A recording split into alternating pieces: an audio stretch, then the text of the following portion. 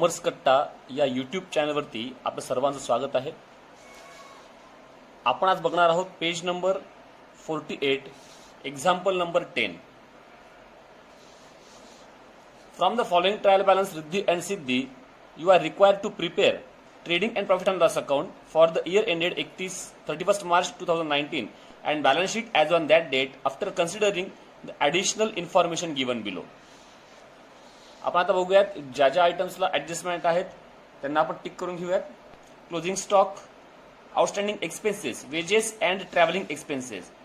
वेजेसला एक टिक करून घेऊ आणि ट्रॅव्हलिंग एक्सपेन्सेसला पण एक टिक करून घेतली आपण. नंतर depreciate land and building and furniture, land and building आणि furniture. Insurance paid in advance म्हणजे इन्शुरन्सला पण एक टिक मार आपल्याला करावी लागेल. And goods of ₹3,000 destroyed by fire and insurance company rejected the claim fully. म्हणजे या ठिकाणी डिस्ट्रॉइड बाय फायर असेल तर आपण कुठेही ऍड किंवा लेस करत नाही. तर बघूयात आपण आता एक्झाम्पलला सुरुवात करूयात. सर्वात प्रथम ज्या ज्या काही ऍडजस्टमेंट्स आहेत ते आपण पूर्ण करून घेऊयात. क्लोजिंग स्टॉकची ऍडजस्टमेंट आपण नेहमीप्रमाणे टाकतो ट्रेडिंग अकाउंटच्या क्रेडिटला आणि ऍसेट साईडला.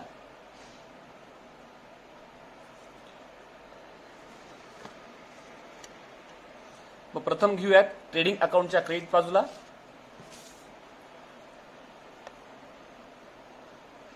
बाय क्लोजिंग स्टॉक अमाऊंट आहे 48,700 आणि दुसरा इफेक्ट आपण देतो नेहमी ऍसेट्स बाजूला.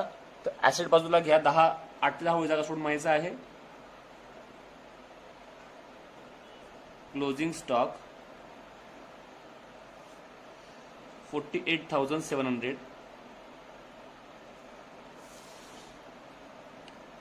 नंतर outstanding expenses, wages and travelling expenses. तर आपण प्रथम घेऊयात वेजेस ट्रेडिंग अकाउंटच्या डेबिटला. इथे आपण बघा वेजेस वेजेस आहेत ₹800. ओपनिंग स्टॉक परचेस आणि परचेस रिटर्नला जागा सोडायची आहे. मग लिहायचं आहे टू वेजेस अमाऊंट आहे 800 आणि आउटस्टँडिंग म्हटल्यानंतर आपण काय करतो ऍड करतो म्हणून म्हणायचं ऍड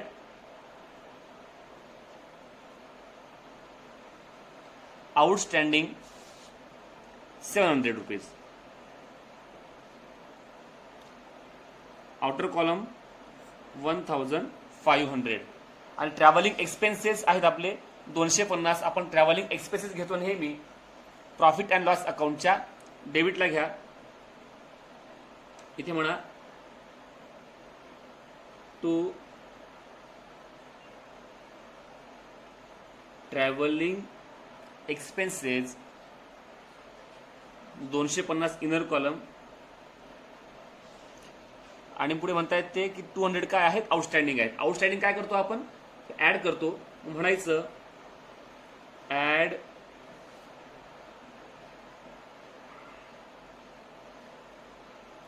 आउटस्टँडिंग ₹200 450. आउटस्टँडिंगचा दुसरा इफेक्ट आपण नेहमी देतो बॅलन्स शीटच्या लायबिलिटी बाजूला. तर तो आपण देऊन टाकूयात.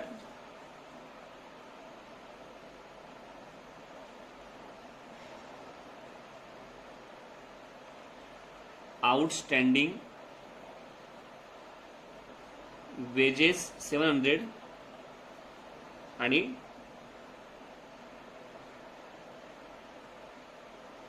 Travelling expenses 200. Outer column 900.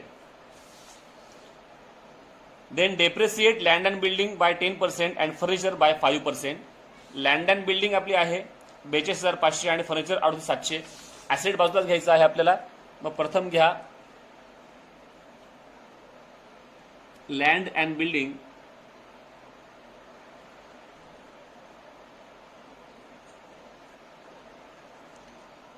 42,500 500 आणि फर्निचर 28,700 रुपये. लँड अँड बिल्डिंग वरती आपल्याला काढायचं आहे 10% आणि फर्निचर वरती 5%. मग इथे म्हणा पहिले लेस 10% डेप्रिसिएशन,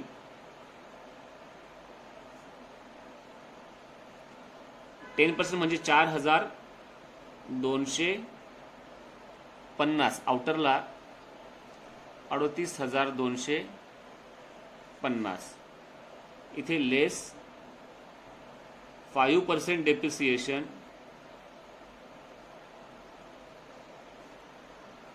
1,935.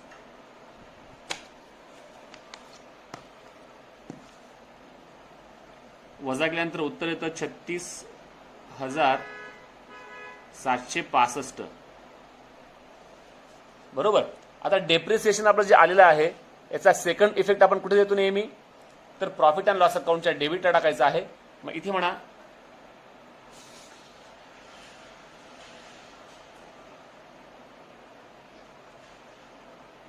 To depreciation on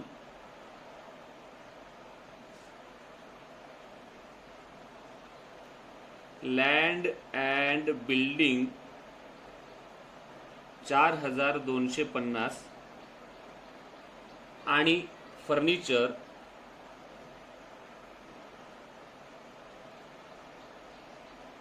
1,935. दोघांची बेरीज आउटरला घ्यायची 6,185.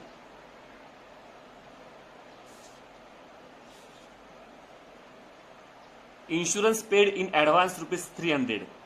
इन्शुरन्स पण टाकतो आपण प्रॉफिट अँड लॉस अकाउंटच्या डेबिटला. मग इथे घ्या इन्शुरन्स टू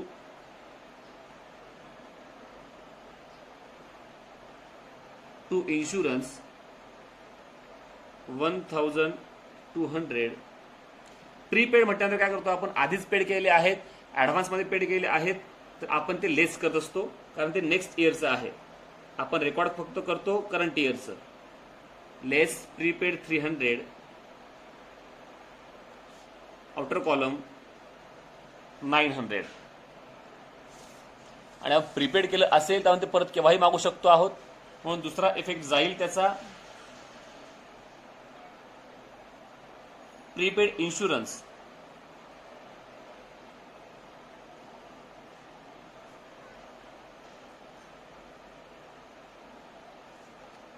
अमाऊंट आहे प्रीपेडची ₹300.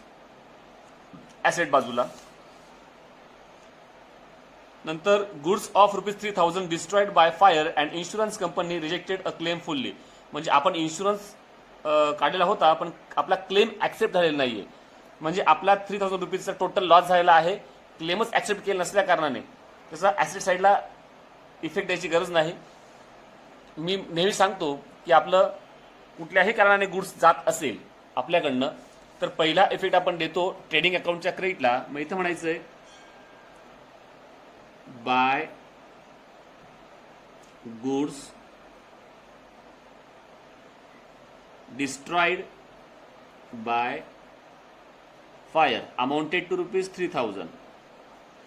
आणि दुसरा इफेक्ट, कारण आपला क्लेम ऍक्सेप्ट होत नाही आहे म्हणजे टोटल लॉस आहे आपला, तर लॉस असेल तर आपण कुठे दाखवतो, प्रॉफिट अँड लॉस अकाउंटच्या डेबिटला म्हणायचं आहे to loss by fire amounted to ₹3,000.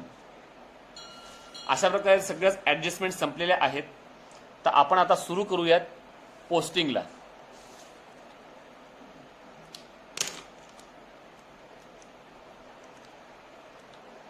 पोस्टिंगला सुरुवात करायची आहे. सर्वात प्रथम स्टॉक 1/4/2018 म्हणजे हा असणार आहे ओपनिंग स्टॉक. मग ओपनिंग स्टॉक म्हणून इथे घ्यायचा आहे ट्रेडिंग अकाउंटच्या डेबिटला 48,000. कॅपिटल रिद्धी सिद्धी झालेला आहे. परचेसेस आहेत पण त्यानंतर रिटर्न्स आहेत का चेक करून घ्यायचे आहेत. तर इथं रिटर्न्स पण आहेत, परचेस रिटर्न. तर म्हणून परचेसची अमाऊंट आपण घेणार आहोत इनर कॉलमला. To purchases 22,500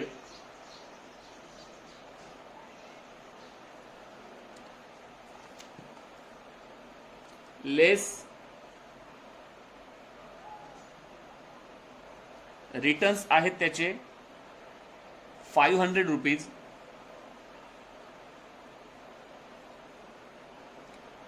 outer column 22,000 only. Then wages झालेला आहे. कॅरेज इनवर्ड पण आपण नेहमी टाकत असतो, देत असतो त्याचा इफेक्ट ट्रेडिंग अकाउंटच्या डेबिटला. मग इथे म्हणायचं to carriage inward 1,000.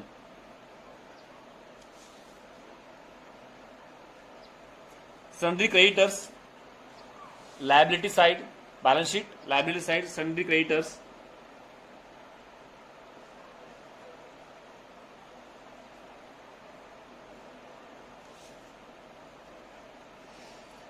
$27,600.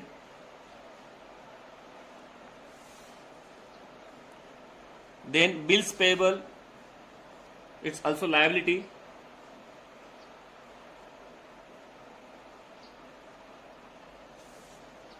Bills payable 20,000.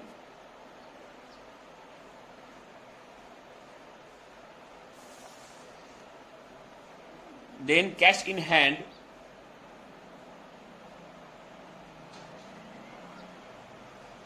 asset,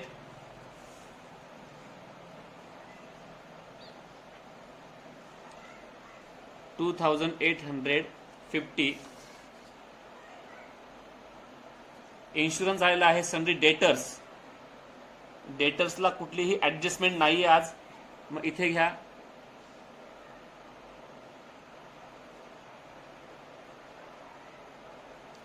sundry debtors 32,000.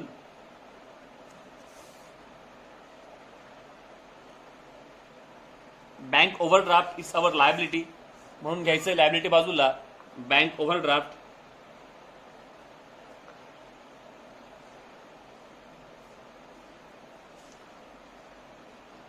18,000.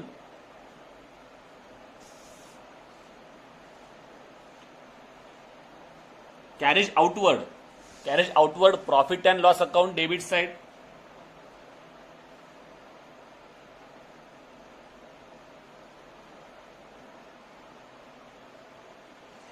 Carriage outward 900 rupees. Then land and building आणि फर्निचर झालेलं आहे. Sales trading account debit side. By sales 47,000. आणि रिटर्न्स आहेत का बघून घ्यायचं आहे. सेल्स रिटर्न पण दिलेले आहेत 400 रुपीज, म्हणून म्हणायचं less returns 400 rupees. 46,600. Outer column returns वजा केल्यानंतर. देन रेंटची अमाऊंट त्याने दिलेली आहे क्रेडिट कॉलम मध्ये. याचा अर्थ हे इन्कम आहे, म्हणजे रेंट रिसिव्ड आहे, रेंट मिळालेला आहे, म्हणून घ्यायचं आपल्याला profit and loss account credit side bye rent received. Me received मुद्दाम शब्द टाकतो आहे समजण्याकरता. 1,800. बॅड डेप्स ला कुठलीही ऍडजस्टमेंट नाहीये, तरी एकदा चेक करून घ्यायचं की क्रेडिट बाजूला कुठे बॅड डेप्स किंवा आरडीडी दिलेली आहेत का. त्यांनी आरडीडी दिलेली आहे 3,050 असं 350. त्यावर पहिले बॅड डेप्स लिहून घेऊयात. Profit and loss account debit side. To bad debts हे आहेत ओल्ड, हे आपला बुडीत पैसा होता, त्याची अमाऊंट आहे 300 रुपीज. आणि आरडीडी म्हणजे बघा आपल्याला 300 रुपये आपला आधीचा लॉस होता, पण 350 रुपये मिळून गेलेत आपल्याला आधीच. म्हणजे याचा इफेक्ट दाखवताना आपल्याला इथे लेस ओल्ड आरडीडी 350. आता ऍक्च्युअल जर बघितलं तर ही अमाऊंट जास्त येते आहे, म्हणजे 50 रुपये आपल्याकडे शिल्लक राहतात म्हणून ते डॅश करायचे आहे आणि 50 रुपये आपलं इन्कम होतं आहे म्हणून तर आपण टाकणार आहोत बाय आरडीडी. इन्कम झाल्यामुळे आपण त्याला क्रेडिट साईडला आपण त्याला पोस्ट केलेला आहे. डिस्काउंट डेबिटला पण आणि क्रेडिटला पण आहे. डेबिटचा असणार आहे डिस्काउंट अलाउड आणि क्रेडिटचा असणार आहे डिस्काउंट रिसिव्ड. अलाउड म्हटल्यानंतर टाकणार आपण प्रॉफिट अँड लॉस अकाउंटच्या डेबिटला. मी इथे म्हणा टू डिस्काउंट डेबिट साईडची अमाऊंट आहे 700 आणि क्रेडिट बाजूची अमाऊंट आहे by discount 1000. Then travelling expenses झालेला आहे. ऍडव्हर्टाइजमेंट खर्च आहे. Profit and loss account debit side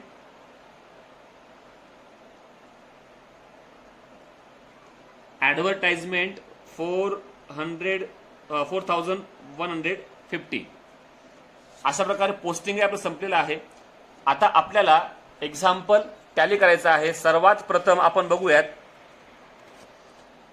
credit बाजूची बेरीज पहिली बघूयात आपण. ती येते 98,300. Then debit side 72,500. वजाबाकी केल्यानंतर येत आहेत 25,800. म्हणजे इथे क्रेडिट बाजूची बेरीज जास्त असल्यामुळे आपल्याला असणार आहे ग्रॉस प्रॉफिट 98,300. पहिले आपण ज्या बाजूची बेरीज जास्त आहे ती लिहून टाकूयात आणि डेबिटला कमी पडतायत म्हणजे असणार आहे ग्रॉस प्रॉफिट. टू ग्रॉस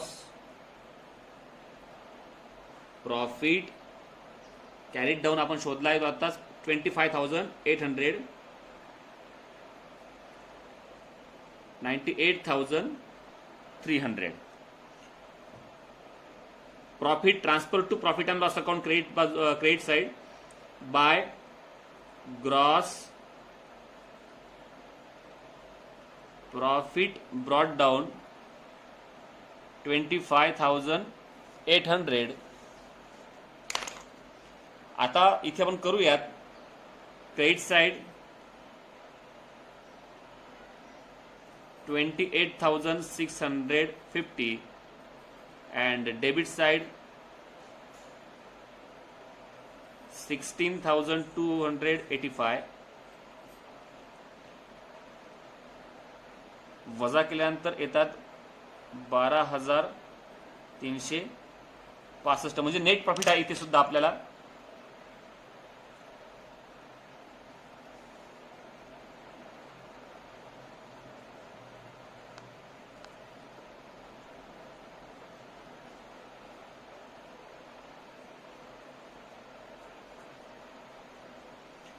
मग ज्या बाजूची बेरीज जास्त आहे ती प्रथम लिहून टाकूयात 28,650. Profit and loss account debit side net profit to net profit carried down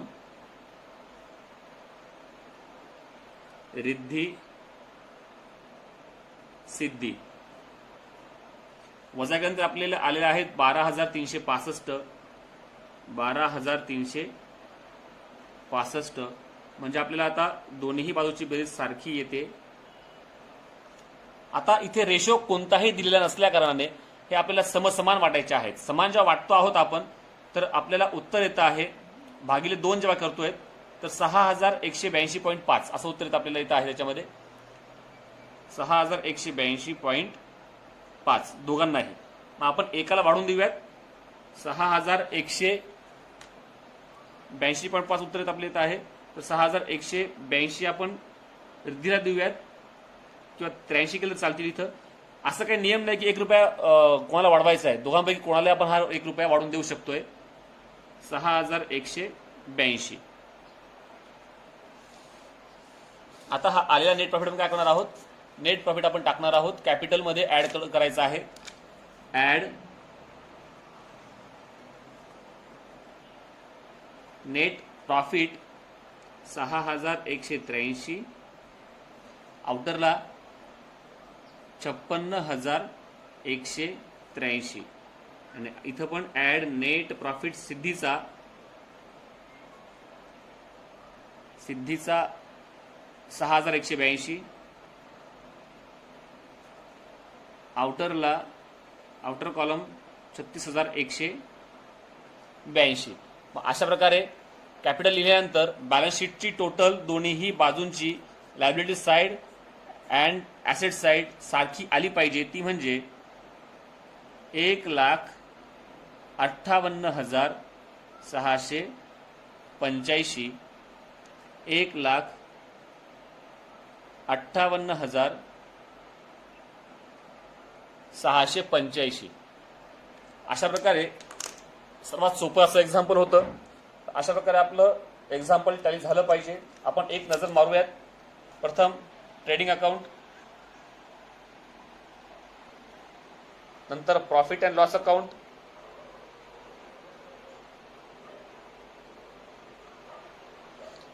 balance sheet.